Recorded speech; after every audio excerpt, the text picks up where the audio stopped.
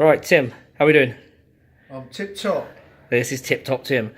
Right, Tim, you've been my client for about 6 months now? 6 or 7, yeah. 6 or 7. Right, let's start from the beginning. What prompted you to contact me in the first place? What was the beginning of this? Well, I'm type 2 diabetic and my blood sugars are going a bit crazy. My father, who's recently turned 80, became fairly frail over the last few years, and he's 27 years older than me, but I'm 47 years older than my daughter, who's only 6. And really that was the thing. I wanted to still be useful to her when she's in her early 30s. So I wanted some means of improving my health. So my diabetes was very good, lethargic, feeling a bit flubby. That was the motivation. Cool. How did you find the coaching? Because obviously it was all online, so it was all remote through the internet forums and videos. How have you find doing that? Was that something that you found easy to do?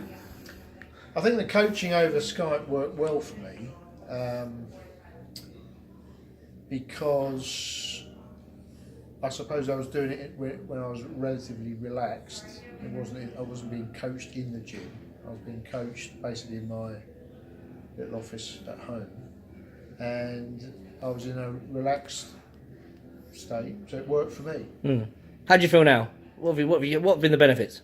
The benefits for me is my type 2 diabetes is not only in the normal range now, completely well controlled. I've reduced recently my medication, and I'm hoping that when we do the next blood check in 3 months, we'll be able to reduce it further. So that's absolutely crystal clear, hard evidence that my health's improved. I've got a lot stronger, I'm a lot leaner than I was before, and of course your system of taking regular photographs and doing a compare and contrast every few weeks demonstrates the progress I've made over time. And also with the passage of time, the gym part of it, as well as the cardio. For me, the cardio is basically walking everywhere. But I've got into the gym, so I get a buzz off it now. Although it was intimidating when I started, I'm now one of the meatheads. That's I was going to ask if you had any objections. Would that be one of them at first? Then, if you had one, or concern? The concern is very, very intimidating for me to walk into the gym because I hadn't really done any of that kind of thing for maybe 15 or 20 years, and just to go in and pick up a dumbbell, I didn't really understand what the exercises were at the time when I first started. Just seeing lots of other people who were clearly fit and healthy doing that stuff, I found intimidating at the start. But after a few weeks, the sort of penny drops that everyone's really got the same short-term objectives, haven't they? They're trying to do an extra rep or an extra couple of kilos. Yeah. And obviously you were able, like in the beginning, you were able to send me videos of your training until you got kicked out. That's right. Style. But you were able to send me some videos, and I was able to critique them, so you didn't have that feeling of, am I doing it right? Yes, I mean, and of course, some of the exercises, they're easily picked up. Some take a little bit more skill and take a little bit longer to get on. The one that was most difficult for me was the cable pull throws. That's a fairly unnatural. For most people. Yeah, it's a fairly unnatural sort of movement. But eventually I mastered it. And of course, watching your videos of doing these correctly is a big help. Well, let's talk kind of flexibility, because most of my clients are like, you're a business owner.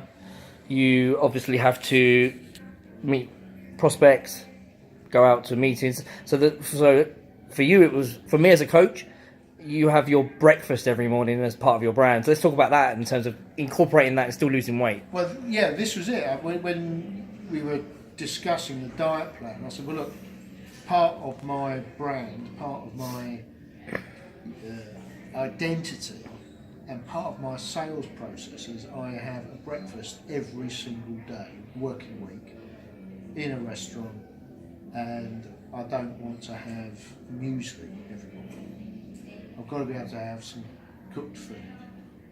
It's part of that plan. It's absolutely part of it. And you're able to devise a plan which allowed for that, and it was relatively easy to stick to. In fact, in the early days, I found it hard to eat it all. Yeah. It took a while, particularly because of the high protein content. I found it hard to achieve until you introduced me to protein shakes. Yeah. And then of course, it's. So that was, you weren't hungry, mate. That's a benefit there. You weren't hungry.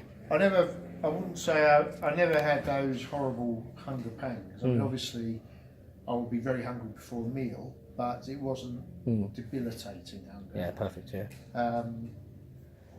And it wasn't like doing a diet where it was all lettuce and stuff like that. It wasn't that. It was pretty hearty food. It's just more meat and less potatoes. Yeah. I think it's a good way of. Well, because the people watching this will probably be like you, be business owners. Let's just briefly discuss the knock-on effect to how your changing attitude to fitness has gone onto your business and the people around you. That's an interesting question, because I've got a fairly conventional business in the sense we've got an office in central London, got a lot of young people, they're all encouraged to do what I do, so there's lots of, the culture was around breakfast and lunches, not necessarily, not in a bad way, but people were doing it. And when there was also open plans, I was talking a lot about what I was doing, people could see what I was doing, and very quickly the conversation started with the team, and it became clear they were interested, and at that point we bought everyone a Fitbit, and we had a little league table, and all of a sudden people were pushing a little bit of what they were doing. There was obviously some more care being taken with choices at lunchtime, and people started to get fitter. Now, one of my guys has actually lost 14 kilos. Excellent. Since April, May. Just from a change in atmosphere and people he's around. Exactly, and there's been a knock-on effect with my wife, who has lost half a stone. And that was really just occasioned by the fact that she's in the same league table as myself and all of our employees. So she just walks a little bit more during the week.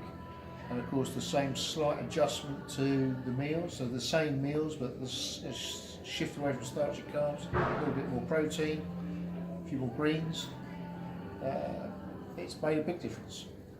Okay, lastly, just how easy have you found it? Oh, I say easy, I mean maybe simple, because I want people to realise you've still worked your arse off. But compared to a normal diet, like which normally people are starving, hate it, how's it been in relation to maybe something you've tried? For me, the diet,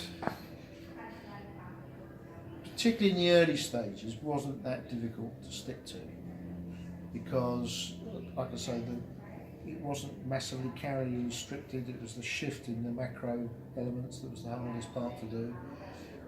But where it became more difficult, it was never about hunger. It was all about trying to measure what I was eating, because I don't prepare.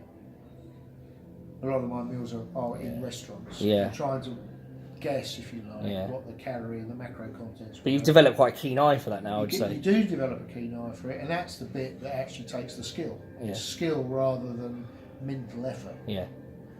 And eventually you get a feel for it. You can make reasonable estimates. Yeah. of what it is. Well, going on from that then, that's it. We kind of stopped dieting now, because you can't diet forever.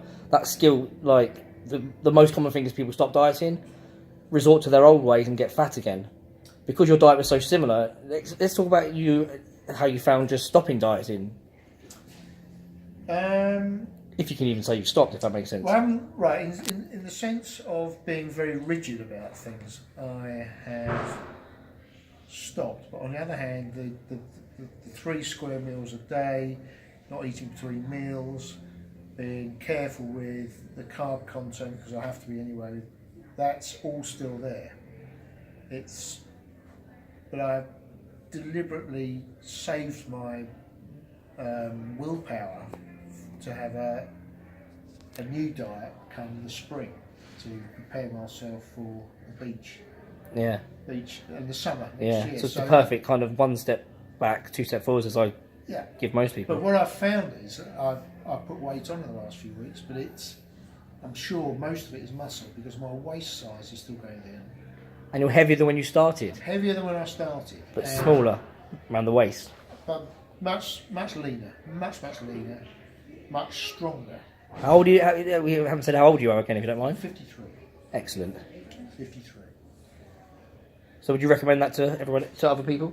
I would recommend it to anyone, really. That if I was the last person on earth. You know, I'd never been into sport. My diabetes had taken quite a toll on me from the age of about 37, although I was diagnosed earlier than that. And I had been very heavy in my 30s. And now I'm revitalised, I'm strong, I feel much more vigorous, I've got more energy during the day, and people remark on it. You know, my wife, her friends, colleagues, people I meet in business. I used the before and after photographs in business meetings with people I may only have met very recently because it's a great story to tell. Yeah, it's a good icebreaker almost. It's a great story to tell and it totally differentiates me from everyone else. And often the person I'm talking to probably wants the help as well, exactly. Or needs it. I'm hoping it inspires them. Yeah, me too. I'm hoping it inspires them because, you know, in the sense I've become a bit of an evangelist because once I started, that's it. I don't think I'll ever go back to my old ways. Brilliant. I'm still pushing forward. I'm still trying to get a little bit fitter, walk a bit faster during the day, and push a few more weights. Yeah, brilliant. Cheers, mate. Thank you very much. You're welcome.